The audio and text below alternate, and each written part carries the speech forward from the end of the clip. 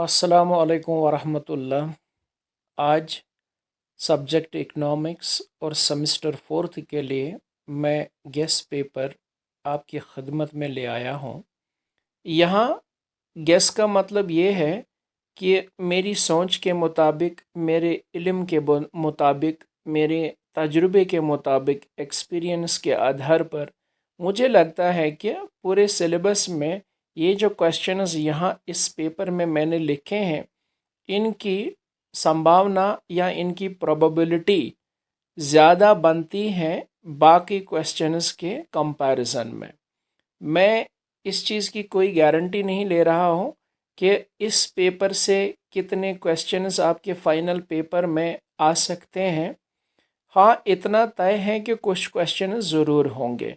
वो कितने होंगे, 10 होंगे, 8 होंगे, 4 होंगे, 5 होंगे, उसके बारे में मुझे नहीं मालूम है और ना ही मैं वो यकीन के साथ कह सकता हूँ।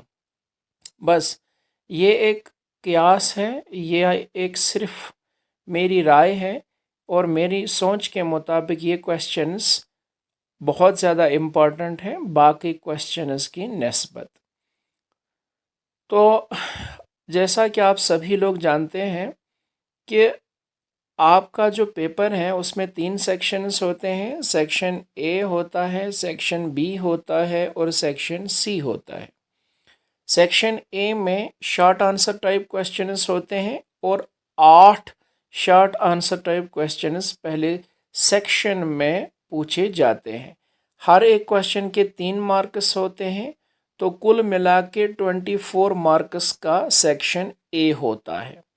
फिर जब हम सेक्शन बी की बात करते हैं तो सेक्शन बी में 4 क्वेश्चंस आपसे पूछे जाते हैं और हर एक क्वेश्चन के 5 मार्क्स होते हैं, तो टोटल मार्क्स सेक्शन बी में 20 मार्क्स होते हैं।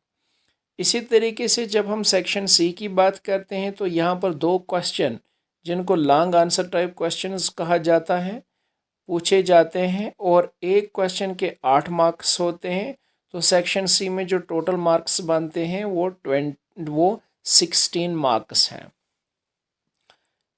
तो शुरू करते हैं कि सेक्शन ए के जो क्वेश्चंस हैं इनको मैं यहाँ एक बार आप लोगों के साथ शेयर करना चाहूँगा। नंबर 1 क्वेश्चन जो है that is define credit money.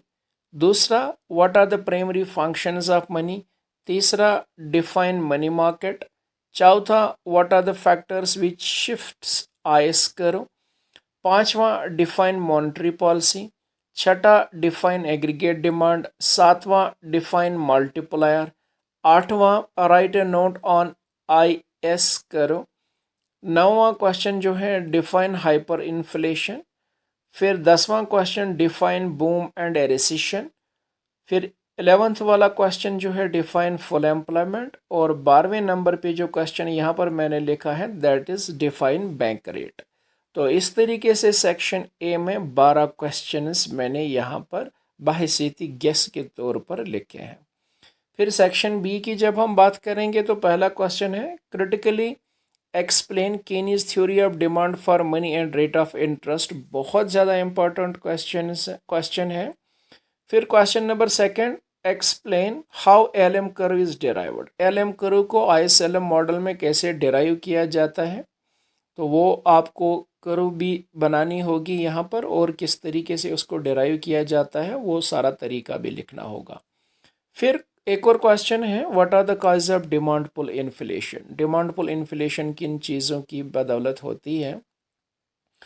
Right down limitations of multiplier, ये नेक्स्ट क्वेश्चन है। Explain phases of trade cycle. Trade cycle में जो upward swings and downward swings होते हैं, तो वो upward swings and downward swings से जो वो साइकिल बनता है, तो उन फेजेस के बारे में आपको लिखना होगा वहाँ पर, किस फेज में कौन सा कैरेक्टर पाया जाता है।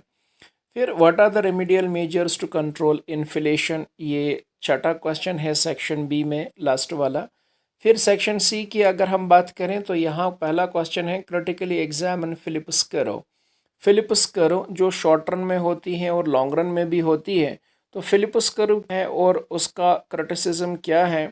तो बहुत सारे इकोनॉमिस्ट्स ने अपनी राय दी है फिलिप्स कर्व को लेकर, तो यहाँ वैसा क्वेश्चन आपसे पूछा जा रहा है, तो इस क्वेश्चन का आंसर वैसे आपको लिखना पड़ेगा। How is simultaneous equilibrium in the goods and money market achieved, explain with the help of diagram. यानी ये पूरा का पूरा ISLM मॉडल है। गुड्स मार्केट और मनी मार्केट में इक्विलिब्रियम को कैसे अचीव किया जाता है, और वो जो इक्विलिब्रियम अचीव किया जाता है उसको आपको एक ग्राफ की शक्ल में दिखाना होगा। फिर examine the effects of A shift in ice curve. Ice curve में शिफ्ट कैसे होती है उस चीज़ के बारे में आपसे पूछा जा रहा है, या किन फैक्टर्स की बुनियाद पे वो शिफ्ट देखने को मिलती हैं। इन सभी चीज़ों के बारे में आपको एज एन आंसर इस क्वेश्चन को लिखना होगा। फिर shift in aggregate demand and multiplier explain, ये क्वेश्चन है।